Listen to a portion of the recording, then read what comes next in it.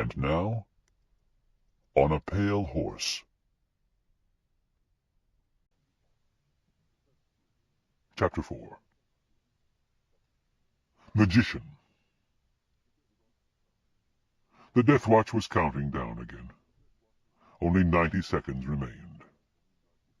"No time to ride down the mountain," Zane said. "Can you take me there directly, Mortis?" The stallion neighed, reared, and leaped into the air. Clouds raced by, and land and sea and more land. This was hyperdrive. When the horse landed, they were back in America. In fact, they were in Kilvaro. He knew his home city well. Well, of course people died here as well, and some would be in near balance, no need to be surprised. They stopped at an affluent suburban estate. A fence of iron spikes surrounded it, and 2 lean young griffins patrolled the grounds. They were beautiful creatures, with powerful beaks and talons and rippling muscles on their bodies. Cross-breed of eagle and lion, with certain magical endowments, yet loyal to whatever person or creature they gave their loyalty to. They were just about the best protection an estate could have. This, more than the obvious wealth of the property, impressed him with the status of its owner. But when the creatures menaced Zane, the death steed lifted one steel forefoot in unmistakable warning, backing them off. Few griffins feared horses, but these were smart enough to perceive that this was no ordinary horse. Still, Zane wasn't eager to leave the protection Mortis provided while the griffins remained, but he would have to, for he was sure the horse would not enter the building. He glanced about, and spied an object strapped to the saddle. He lifted it out, and found 2 pegs mounted on a long, curving shaft. He gripped it by these, and a massive, gleaming blade snapped out at right angles to the base. Sure enough, it was a switchblade scythe. Zane had had only very limited experience with the scythe and a class on archaic farming and harvesting. Certain magic crops suffered heavy losses when worked by machinery, so ancient tools were still used for them, and most schools had a course or 2 in the application of these. So Zane knew what this was and how to swing it, but would have trouble using it as a weapon. Still, as he held it now, felt the proper heft of it and its fine balance, and eyed the deadly expanse of the blade, a certain nervous confidence suffused him. This was a magic weapon, surely. Its enchantment made the wielder at least halfway competent. He believed he could use it, and that its power and quality would enhance his ability. After all, the scythe was Death's traditional instrument, the grim tool of the Grim Reaper, and he was now that entity. The horse stopped, and Zane dismounted. Yes, he was Death, standing here holding this deadly instrument. He began to believe. Perhaps he could do the job the way it should be done. 30 seconds remained. He strode toward the house. The 2 griffins spread their wings and rose up to the rampant posture, their elevated front claws springing out like narrow daggers, their beaks gleaming. A kind of screaming growl started in the 2 throats. Zane drew his death cloak close about him and lifted the scythe. The griffins reared back, wary of its terrible blade. He strode toward them, glaring through the narrow aperture of his hood. That did it. The monsters might fear nothing living, but all creatures feared death, if they recognized him. As his watch signaled time, Zane walked into the main room of the house. There was an old man, seated in an easy-chair. "Stay your hand a moment, Death," the man said. "I would converse with you." "I'm running late," Zane demurred, no longer as surprised as he had first been when people saw him and addressed him directly. It was evident that anyone who really wished to could relate to him. The man smiled. "I must advise you that I am a magician of the 32nd rank, whose name you would not recognize because my magic protects my anonymity. I can stay your hand, yea, even yours, Death, for a time. But I do not seek to oppose you, only to converse a moment with you. Put away your weapon. Grant me a period of your attention, and I will reciprocate with something of greater value." "You seek to bribe death?" Zane asked, half angry and two-thirds curious. He folded the scythe and leaned it against the wall near the door. "What possible thing could you offer me?" "I have already given you more than you can afford to know," the magician said. "But I will couch my offer succinctly. Stop your watch, and if after 5 minutes you do not wish to converse longer, I will yield you my soul with singular grace.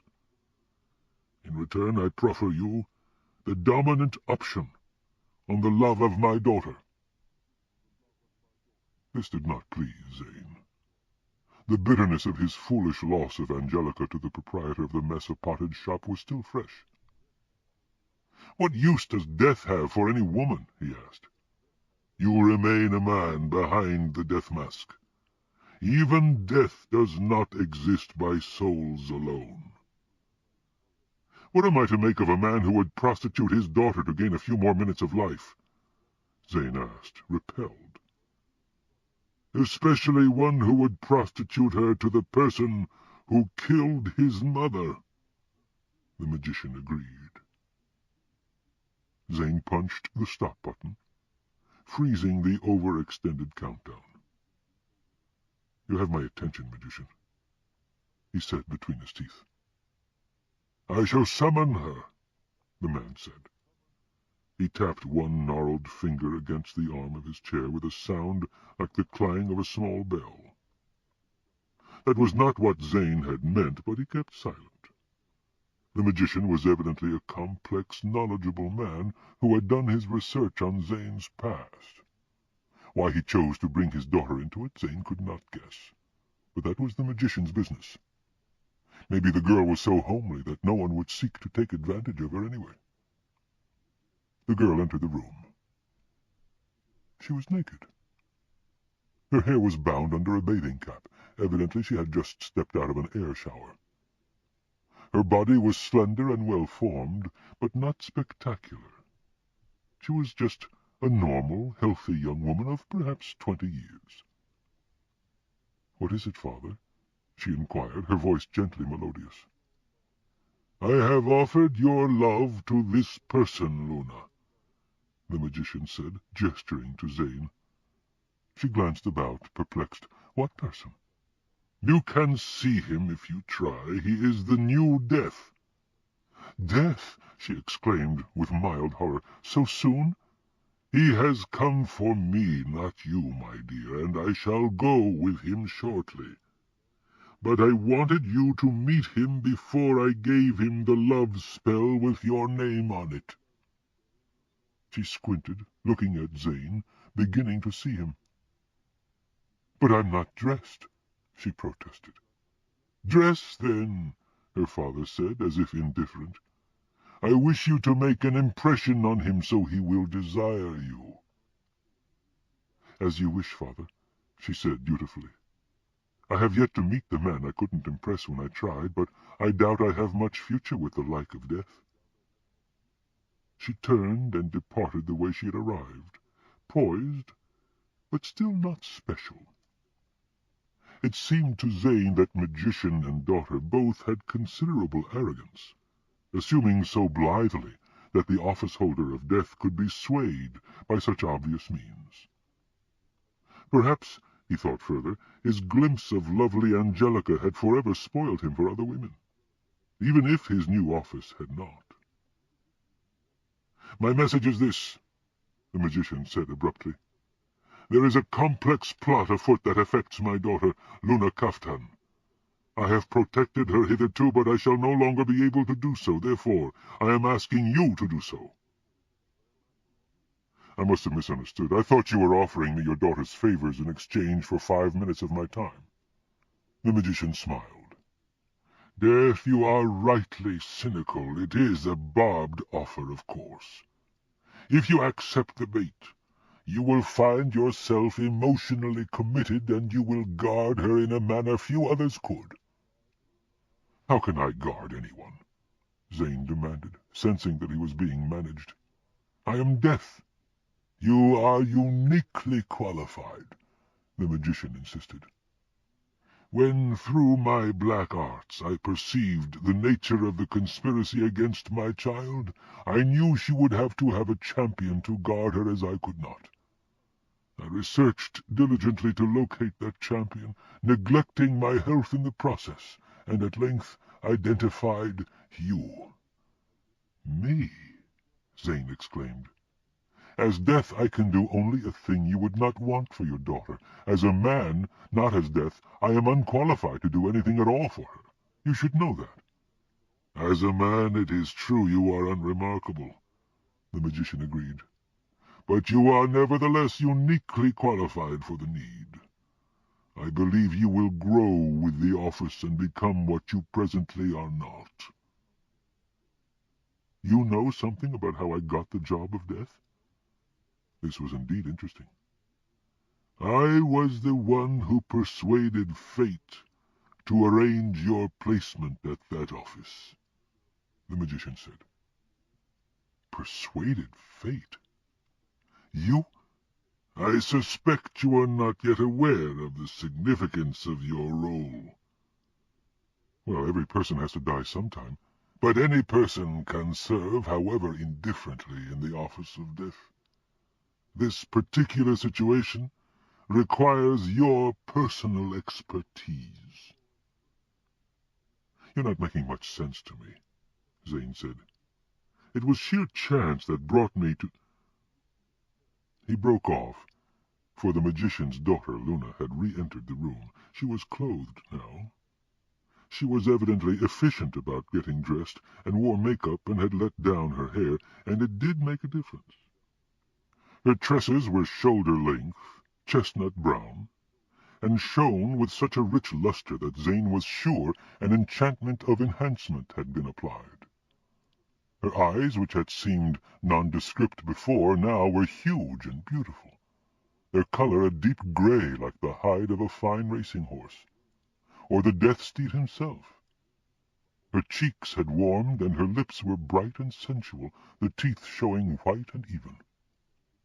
She wore 2 Saturn stone earrings that projected little colored rings and illuminated the smooth column of her neck on either side. But she had hardly finished her makeover there. She wore an off-shoulder gray blouse that clung lightly to the contours of her arms and bosom, making what had seemed modest before come to life now as a fully respectable endowment. Her belt was wide and heavy, and set with colored stones. Probably it was a flying belt. Her brown skirt, matching the shade of her hair, caressed a configuration of hip and leg that was elegant in its artistry of form. Zane had not before realized how striking a slender woman could be. Even her feet were pretty, in delicate, winged green slippers that were crafted to resemble her namesake, the Luna moth.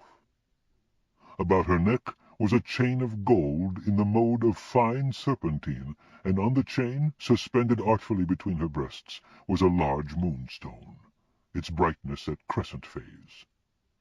Such stones waxed and waned magically with the changes of the real moon, the ultimately female symbol. She was magically lovely, as stunning as any model at a fashion show. Of course she had magic, Zane reminded himself. She was a magician's daughter. Naturally she had become impressive. It was all artifice. Yet he could not help being impressed, for it was indeed the same girl he had seen before, in a new aspect. Luna's present presence was like a selected precious stone, dull in shadow, suddenly enhanced by the brilliance of a spotlight that caused it to project its awesome luster. She had been nude before. Truly, in seeing her uncovered, he had not seen her at all. Not even Angelica could rival— "Shall I do a dance for you?"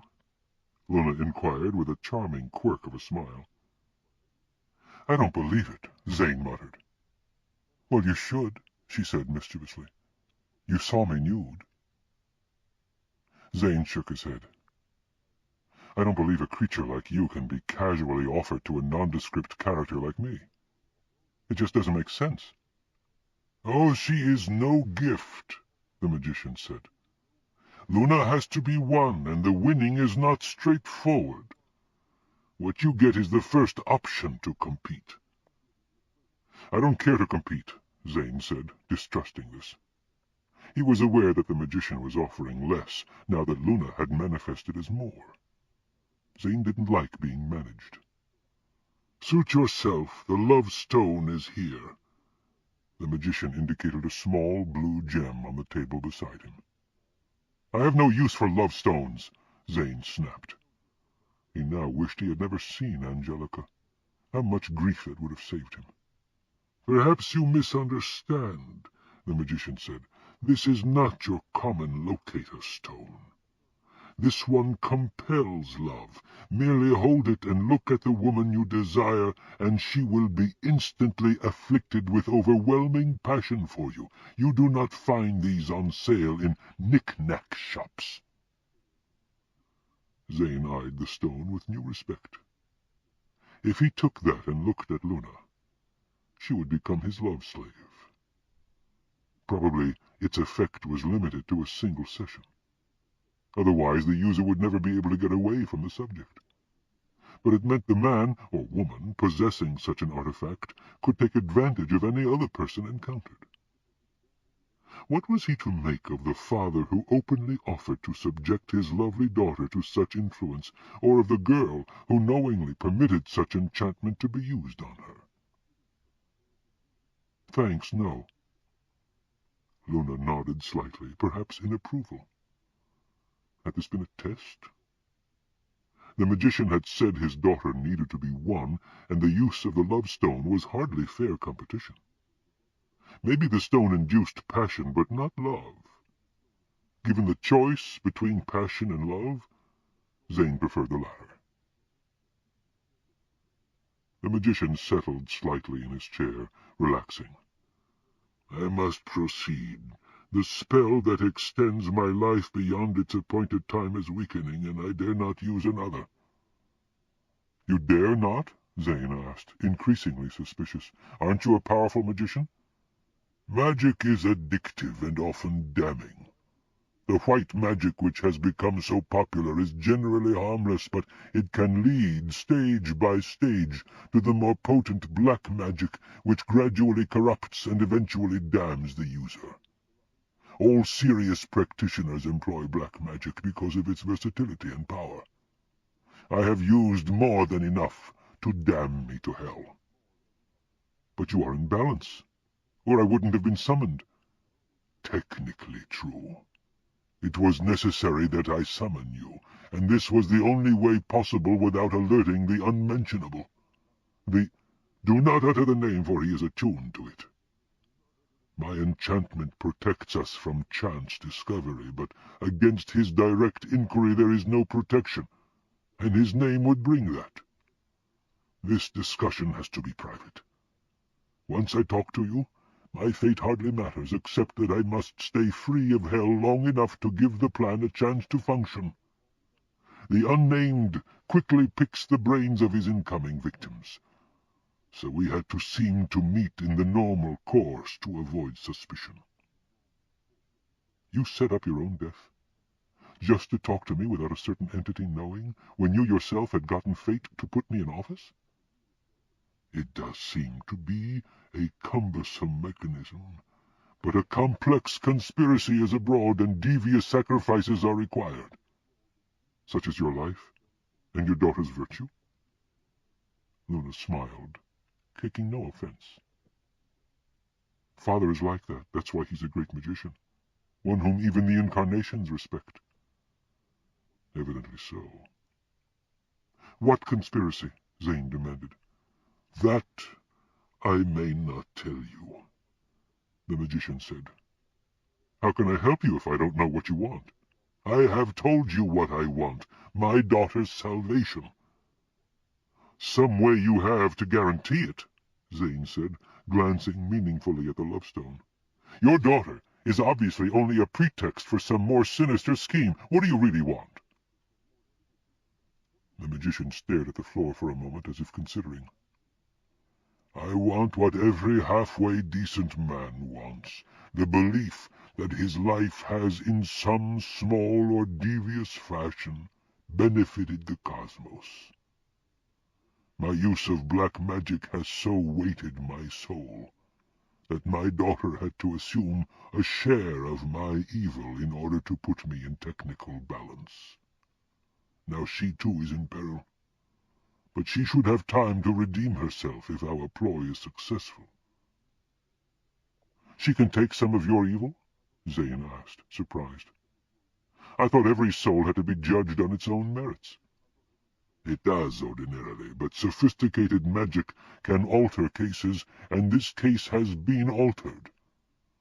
At the moment, both of us are in balance. Zane looked at Luna again. Her face was unlined and innocent. He was relieved to know that the evil in her soul was not truly hers. She was basically a good girl. He was well aware that physical beauty bore no certain relation to the condition of a person's soul, but he still felt more at ease when the two matched. Now the girl leaned over her father. "It is time, father," she said. "I'll never know your equal." She kissed him. Then she straightened up and faced Zane.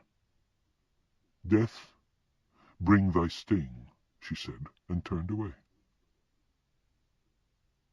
Zane started his countdown timer again. He walked up to the magician, who had abruptly settled into the final seizure, and drew out his soul. Quickly he folded it and put it away. Still facing opposite, Luna spoke. "My father made an agreement with you. I will honor it without the use of the love-stone. You will understand if I do not pretend any personal joy in the matter. Come this way." She walked toward the doorway through which she had entered. The death watch was counting down for the next client, but Zane paused. "Your father, whom you profess to love deeply, has just died," he said, shocked. "How can you think of a thing like that at this moment? Where is your grief?" She halted, but didn't face him. "I can do what my father asked me to do because I respect his judgment above that of any other person. When I realized that his death was upon him, I invoked the enchantment he had prepared for this occasion. I put on a gem that eliminated incapacitating emotion. After you depart, I will remove that stone and suffer as much as I can stand before I have to don the gem again. My grief will run its course in measured stages. But my grief is not yours, and while I am with you, I shall not share it with you." Zane shook his head, appalled at this explanation. "I don't claim to be a good man or a good death. Mostly I have been satisfied to take what I can get. I was a fool not long ago and threw away my chance to love and marry a wonderful woman. Fate arranged that loss. At my father's behest," Luna said. "You need feel no responsibility there." So, that too had been no coincidence. Zane was shaken, but plowed on. "Now I'm going to be a fool again. I have not done your father any genuine service I know of, and, in any event, don't deserve the sort of attention you—" Luna turned back to face him. She seemed prettier than ever. Her eyes were pearl as they fixed on his. No, she had not been bluffing about her ability to impress a man. "Yes, you are correct, of course. You don't want false rapture. Use the love-stone, then my passion will be genuine. I should not have tried to avoid that. I will also, if you wish, use it on you so that your reservations will dissipate." "That's not what I meant," Zane exclaimed, embarrassed. "I don't deserve the attention or the love of a woman like you. Keep the love-stone. I will not abuse your nature by using it. Maybe when I was a living man I would have done so, but now I am death with an important responsibility, and I must honor the dignity of the office as I perceive it. I will leave you to your grief." He turned to the exit, half cursing himself for his perversity. This was not typical behavior for him. Why hadn't he simply taken the proffered payment? Why? She asked. He could tell by the sound of her voice that she had turned again. They were both facing away, the dead magician's body between them. Zane himself wasn't sure. He had spoken of the dignity of his office, but not long ago he had tried to give up that office. Look, I admit you're the kind of woman I like. The kind any man would like. You set out to impress me, and you certainly did. You didn't seem like much when you weren't trying. Well, right now I'm sure you're everything I might want, but I guess it's what your father said. I want to make something good of my life or of my office while I still have the chance. Otherwise, what's the point? If I had been good before, I wouldn't have come to the point of death myself so soon. I'm trying to be good now for what it's worth, so at least I can think of myself as halfway useful for something. To take advantage of you, especially at this time, I know that would. I did something like that once in life, and it remains a blot on my soul. Well, it's just not the way I think someone as important as death should be.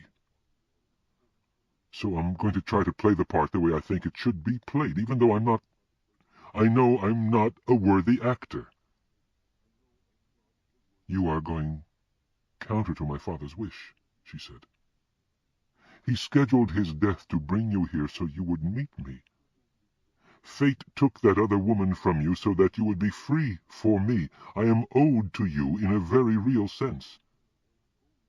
I have met you. I don't think you owe me anything for what fate did. Maybe I'm on the rebound from that love I threw away before it started. Maybe I'm just angry at being managed. I think I don't know, maybe your father misjudged me. Maybe he did, she agreed. Still, I must acquit my own debts and try to honor his will. I would be false to my father's memory if I did otherwise. Would you settle for a date? If I start seeing a woman of your quality, I'll soon want too much. You can have too much. No, I mean, death should not be distracted. Then come when you're off duty. Zane felt guilty, but also sorely tempted. One time, he agreed. One time. Nothing more was to be said. Zane opened the door, picked up his scythe, and went out to his horse. He mounted. "On to the next, steed," he said. The stallion leaped into the sky.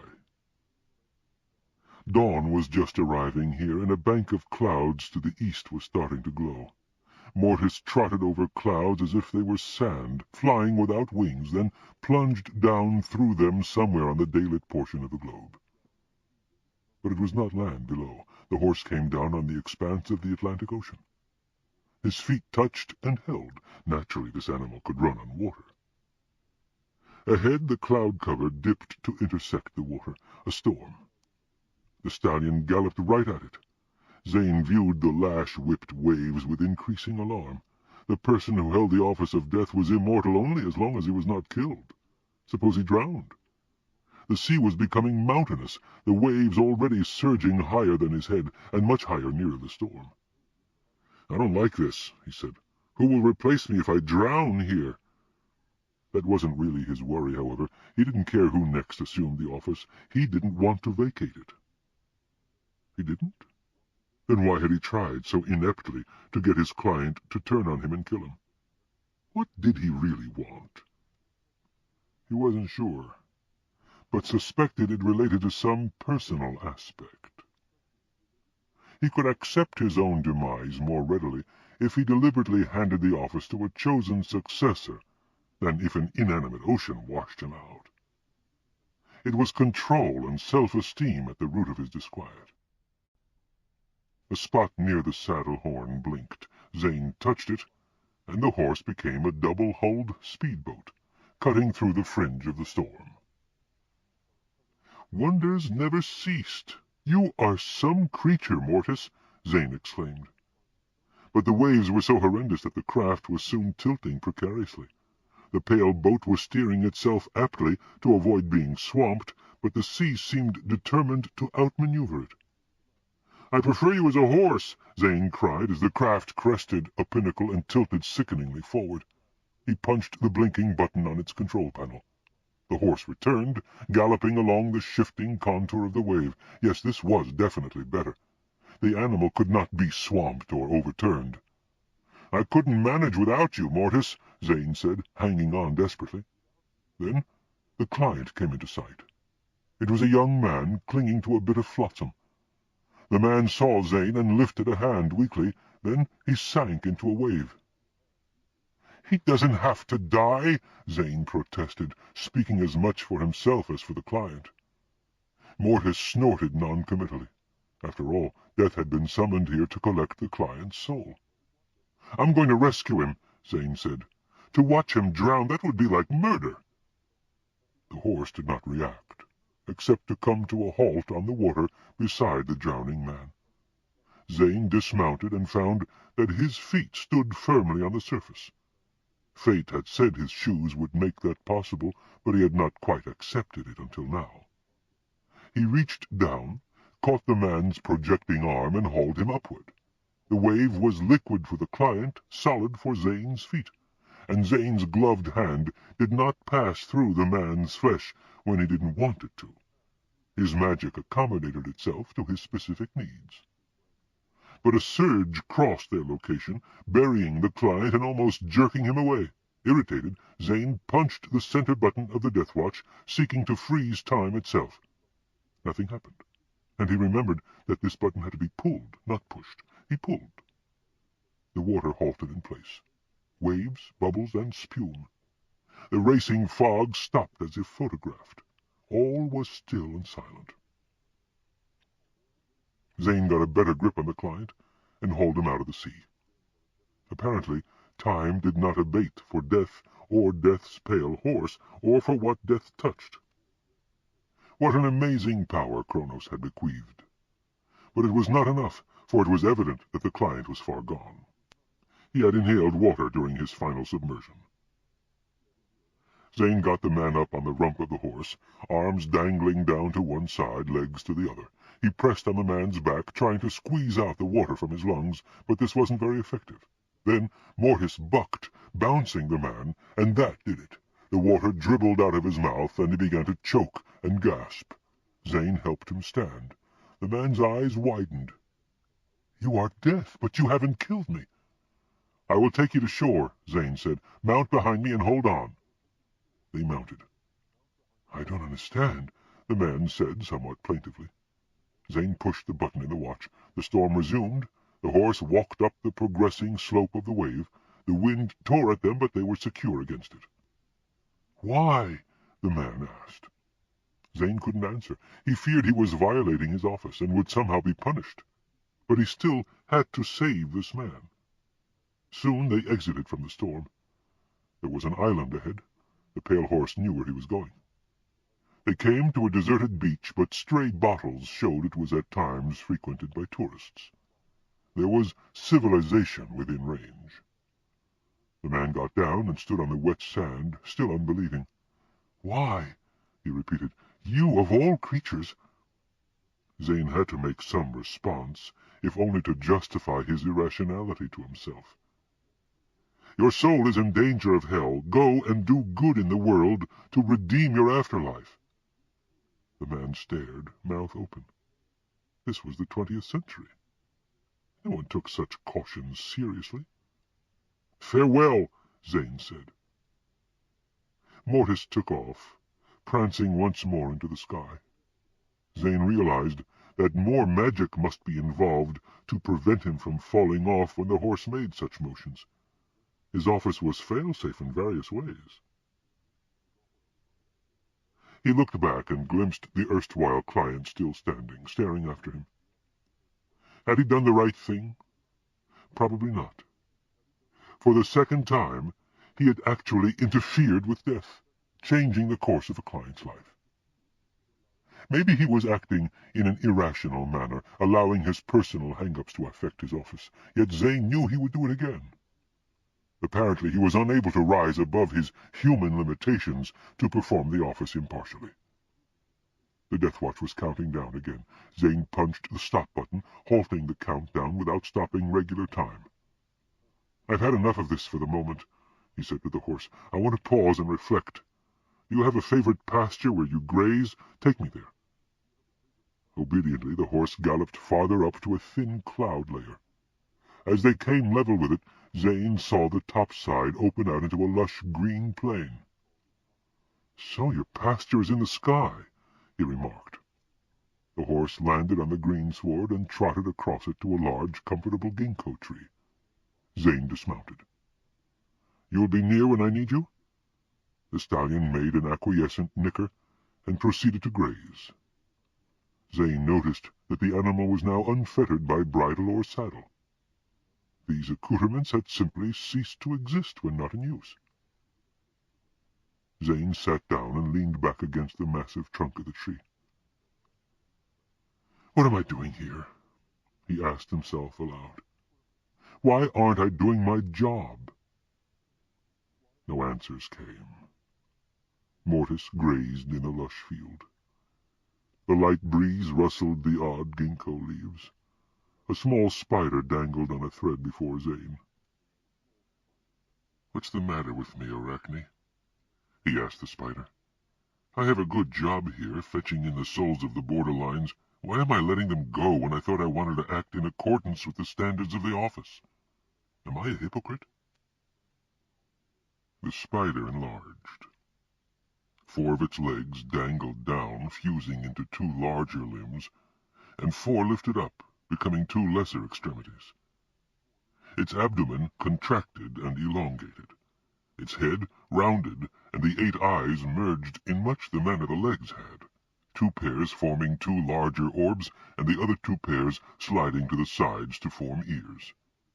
In moments, the arachnid became a woman, holding a strand of web between her hands. "Oh, we call it the delayed reaction syndrome," she said. "You can't step from ordinary life into immortality without suffering systemic dislocation. You will survive it." "Who are you?" Zane demanded, surprised. "How short your memory is," she teased him, shifting to a younger form. Now he recognized her. "Fate! Am I glad to see you? Well, I did bring you into this, so it may be my responsibility to tide you through the break-in period. All you have to do is accept and adapt to the new reality, and you're all right." "But I know the new reality," he protested. "I know I'm supposed to take souls, but I'm not taking them, not consistently. I talked one woman out of suicide, and I actually rescued a drowning man." "That does complicate things," she said thoughtfully. "I never heard of death helping people live. I'm not sure there's a precedent, except—" "Yes? I'm afraid I can't tell you that, Death." Zane's brow wrinkled. "There's something you know that you won't tell me?" She'd said something like that before, annoyingly. "That is the case, but in due course all shall be known." He realized that it was useless to try to coerce fate. "Well, is there anything useful you will tell me?" "Oh, yes, certainly. What you need to do to get yourself settled in is to take some souls to Purgatory. Once you comprehend that aspect of the system, you won't be so reluctant to do your duty." "Purgatory? I've thought of it, but I don't know where it is. Kronos said I could ride my horse there, but somehow—" She pointed. "Right there." Zane looked. There, across the field, was a modern building complex, somewhat like a university. "That's Purgatory? What did you expect? A medieval dungeon guarded by a dragon?" "Well, yes, I mean, the concept of Purgatory—" "This is the 20th century, the golden age of magic and science. Purgatory moves with the times, as do heaven and hell." Zane hadn't thought of it that way. I just go there and empty out my bag of souls? Those you haven't been able to classify yourself, she said. Zane became suspicious. There was something devious about the way fate phrased things. What happens to souls there? They get properly sorted. You'll see. Go ahead. Zane considered. First, let me sort out whatever I can. Do that. Fate shrank back into the spider, who climbed up its strand and disappeared into the dense foliage of the tree. He labored over the souls for some time. He managed to classify all except two, the baby and the magician. The former was so evenly gray that no reading was possible. The latter was so complexly convoluted with good and evil that it was an impenetrable maze, even for the stones. He walked to the Purgatory main building. It was a structure of red brick with green vines climbing the walls. The great front door was unguarded. Zane wrapped his cloak about him and pushed on in. There was a desk with a pretty receptionist. "Yes," she said, in exactly the manner such decorations did on Earth. "I am deaf," he said, slightly diffidently. "Certainly, follow the black line." Zane saw the line painted on the floor. He followed it down a hall, around corners, and into a modern scientific laboratory. There were no people present, and no devils or angels. It seemed he was supposed to know what to do next. He was, in fact, a bit disgruntled by the receptionist's cool reaction, as if death were routine. Maybe death was, here. He looked around. He spied a computer terminal. Good enough. Zane seated himself before the terminal. He looked for a brand name, but there was none. This was a generic machine, as was perhaps appropriate. It had a standard typewriter keyboard and assorted extra function buttons. He punched on, and the screen illuminated. "Greetings, Death," it printed in bright green letters on a pale background. "How may we serve you?" Zane was not a good typist, but he was adequate. "I have 2 souls to classify," he typed, and saw the words appear on the screen in red below the computer's query. The machine made no response. After a moment he remembered. He had to ask it a question, or give it a directive if he wanted it to react. "What should I do with them?" he added. "Put one in each device," it replied. Zane looked about again. He saw a line of devices. He started to get up. A buzzer sounded, recalling his attention to the computer. "Turn me off when not in use," the screen said. "Oh." Zane made a pass at the off button, but held up. "Why?" he typed. "It is not nice to waste power." Zane typed again. "No, I mean, why don't you have a circuit to turn yourself off when the operator departs? That would be foolproof." "Have you ever tried to get a good suggestion through a bureaucracy?" The print was turning reddish, as if from justifiable irritation. Zane smiled and hit the off button, and the screen faded. He suspected there was more to this computer than showed. He went to the first device. It looked like a spin-drying machine.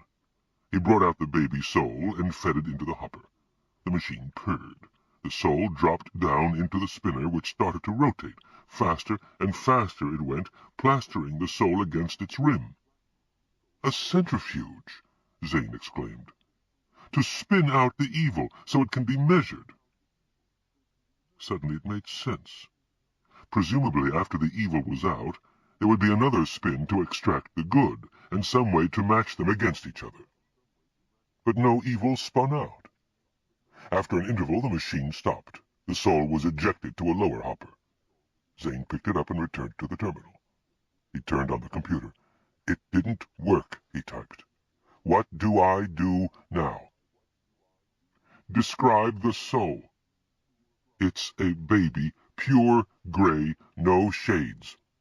Oh, no wonder, the screen said with unmechanical expression. That's a definition decision. Turn it into recycle. This made Zane pause. He wasn't ready to let go of this yet. What's a definition decision? A category of classifications, the screen informed him blithely, adopting a blue tinge. It seemed the computer liked being didactic. Souls that are automatically in balance. In balance. Half good, half evil. Zane had been dealing with that kind all along. In fact, he was one of that number himself. But how could this be for an innocent baby, he asked. A baby conceived in sin, the screen explained, as by rape, incest, or gross deception, whose birth causes invidious hardship to a parent, is deemed to be in balance until free will commences. Normally, at that stage, the balance shifts, and your office is not required. So that was the way it was. Kronos had conjectured as much. This baby had died of illness and neglect before it attained enough free will to change. Thus death had been summoned, and had found the infant soul almost unsullied by experience. Why, he typed, why do that to a baby? To guarantee it has a choice. But it had no chance, Zane protested. It died before it had free will. That is the reason, the computer explained patiently, taking Zane's statement to be a question. No soul may be relegated to eternity without a chance to establish its own record. A soul without a record must be held. Zane began to understand. It wasn't fair to allow a soul to be damned to hell without at least a chance to redeem itself, and probably heaven had rules about accepting the children of iniquity. Zane thought about that, and concluded he didn't like it. There might be iniquity, but it associated with the erring parents, not the child. If he were in charge, he would change a definition or two. But, of course, he was not in charge. He was not God, or Satan. It was not his business to make the rules. Yet he was involved, for he was deaf. He had collected this soul. He felt responsible. What happens when a soul is held, he typed. It remains forever in purgatory, the screen replied. Forever, he typed, appalled. Even criminal souls are not confined here forever, are they?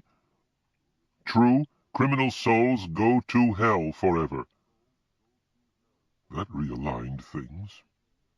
Purgatory was surely better than hell. What do the held souls do here? They run purgatory. Oh, the receptionist is one?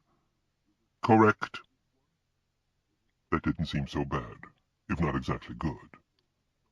Desk work could get insufferably dull over the passage of centuries. But of course this was the in-between place. Eternal neutrality was surely better than hell. Zane turned off the computer, moved to the second device, and drew out the magician's soul. The device resembled a sealed robot, looking at a pile of papers on a desk. The soul got fed into a slot in the robot's back. In a moment the machine animated, its eye lenses glowing, its metal limbs moving. The robot glanced at Zane. "Am I dead yet?" the magician's voice asked. "Yes," Zane replied, taken aback. No soul had talked to him before. "Where am I, then?" "Purgatory.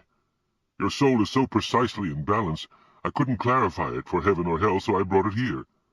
"Excellent," the magician said. "You want to be stuck here?" "I have to be here as long as possible. My calculations were most precise, but there is always that element of uncertainty. A lot hangs on this." "A lot hangs on what?" Zane asked, perplexed again. "Did my daughter Luna reward you for your consideration?" "Aren't you avoiding my question?" "Aren't you?" Zane smiled. "Your daughter offered, again, but I declined, again." "But you mustn't decline," the magician robot protested. "Luna is for you. I left you the love stone." "If you wanted me to meet her, there must have been some better way than bringing me to your own death." "No," the robot said. "No better way. Pay no attention to her protestations. She will do what I wish her to." "She didn't protest. I protested. It just isn't—" "Go after her death. She is worth your while." "She's not interested in me," Zane said. "Why should I force my attention on her by magical or non-magical means when I'm such a personal non-entity? She surely deserves much better and can get it." That, Zane realized now, was part of his objection. He couldn't afford to get emotionally hooked on a woman who would surely leave him soon for a better man. "You must," the magician insisted. "It is essential." "Why?" Zane was quite curious now. "I can't tell you." "That's what you said before, and fate tends to speak in riddles too. That annoys me." "The rest doesn't matter. Luna is a good girl," the magician said somewhat lamely. "Good reason for her not to be taken by death." "I must get on to my chore," the magician said, his metallic gaze resting on the desk. "What is your chore?" "Obviously I must tote up the balance of good and evil on my soul myself. These are the tote forms." The metal hand touched the pile of papers. "One for every day of my life." Zane looked at a form. "Enter 16% of balance from Form 1040Z on line 32Q, he read. "If figure is greater than that on line 29P of Schedule TT, subtract 3.2% of line 69F. If less than amount shown on line square root of 15 on Schedule I, go to Form 7734 inverted." He looked up, his mind spinning. "This is almost as bad as an income tax form." "Almost," the magician agreed wearily. "Where do you think the Revenue Department gets its inspiration? It will take me eternity to get through this paperwork." "How do you think it will come out when the final total has been figured? Will you go to heaven?" "By the time I complete the final form, I will have to start searching for errors," the robot said. "That will take a few more centuries." "Maybe there won't be any mistakes," Zane suggested. "Such forms are designed to be impossible to complete correctly the first time," the magician said. "What would be the point if they were comprehensible?" He picked up a feather quill, dipped it in a pot of red ink, and commenced his labor. Soon oily sweat beaded his metal brow. Zane left the robot to his endless labor. Such a task would drive any normal person crazy, but perhaps the magician had special resources. He dropped the baby soul off with the receptionist on the way out. "Oh, good," she said, this time showing some human animation. "We need new personnel." Zane wondered how a tiny baby would be able to perform, but decided not to inquire.